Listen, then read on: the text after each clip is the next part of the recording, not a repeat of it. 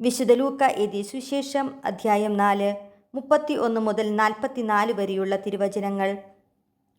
പിന്നെ അവൻ ഗലീലിലെ ഒരു പട്ടണമായ കഫർനാമിൽ എത്തി സാബത്തിൽ അവരെ പഠിപ്പിച്ചു കൊണ്ടിരുന്നു.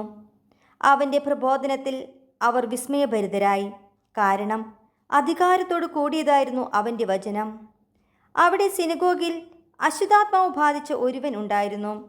അവൻ ഉറക്കെ നിലവിളിച്ചു പറഞ്ഞു, നസ്രായനായ യേശുവേ, നീ എന്തിനു ഞങ്ങളുടെ കാര്യത്തിൽ ഇടപെടുന്നു? ഞങ്ങളെ നശിപ്പിക്കാനാണോ നീ വന്നിരിക്കുന്നത്? നീ ആരാണെന്ന് എനിക്കറിയാം, ദൈവത്തിൻ്റെ പരിശുദ്ധൻ.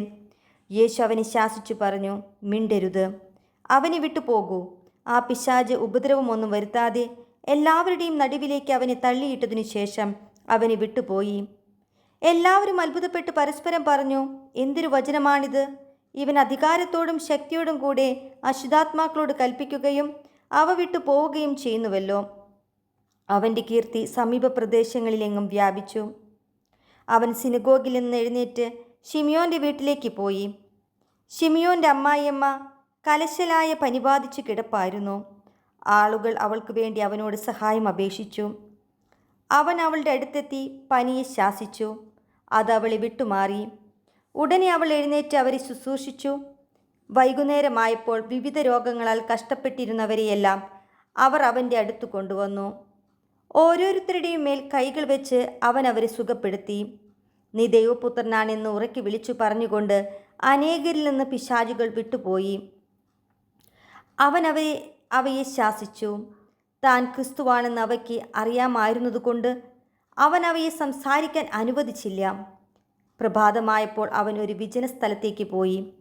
ജനക്കൂട്ടം അവനെ അന്വേഷിച്ചു ചെന്നു. തങ്ങളെ വിട്ടു പോകരുതെന്ന് അവർ അവനെ നിർബന്ധിച്ചു. എന്നാൽ അവൻ പറഞ്ഞു, മറ്റു പട്ടണങ്ങളിലും ഞാൻ ദൈവരാജ്യത്തിൻ്റെ സുവിശേഷം പ്രസംഗിക്കേണ്ടിയിരിക്കുന്നു. അതിനുവേണ്ടിയാണ് ഞാൻ അയക്കപ്പെട്ടിരിക്കുന്നത്. അവൻ യൂദയായിലെ സിനഗോഗുകളിൽ പ്രസംഗിച്ചു കൊണ്ടിരുന്നു. അധ്യായം 5 1 മുതൽ 11 വരെയുള്ള തിരുവചനങ്ങൾ. ദൈവവചനം ശ്രവിക്കാൻ ജനങ്ങൾ അവന് ചുറ്റും തിങ്ങിക്കൂടി. അവൻ ഗനേസരത്ത് തടാകത്തിൻ്റെ തീരത്ത് നിൽക്കുകയായിരുന്നു. 2 വള്ളങ്ങൾ കരയോടടുത്ത് കിടക്കുന്നത് അവൻ കണ്ടു. മീൻപിടുത്തക്കാർ അവയിൽ നിന്നിറങ്ങി വല കഴുകുകയായിരുന്നു. ശിമിയോൻ്റേതായിരുന്നു വള്ളങ്ങളിൽ ഒന്ന്. യേശു അതിൽ കയറി. കരയിൽ നിന്ന് അല്പം അകലേക്ക് വള്ളം നീക്കാൻ അവനോട് യേശു ആവശ്യപ്പെട്ടു. അതിലിരുന്ന് അവൻ ജനങ്ങളെ പഠിപ്പിച്ചു.